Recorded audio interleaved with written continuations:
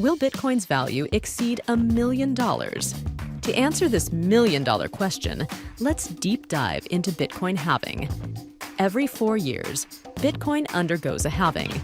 Contrary to what some people believe, this process doesn't reduce your Bitcoin holdings, but cuts mining rewards by half. What exactly are these rewards? Bitcoin runs on a decentralized blockchain that records every transaction. Computers on the network, we call them miners, validate these transactions, group them into blocks, and add them to the blockchain. For their work, miners receive Bitcoins as rewards.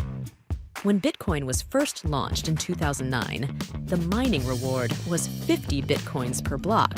This reward halved to 25 Bitcoins in 2012, then again in 2016 and 2020. By the 2024 halving, the reward will drop to 3.125 Bitcoins.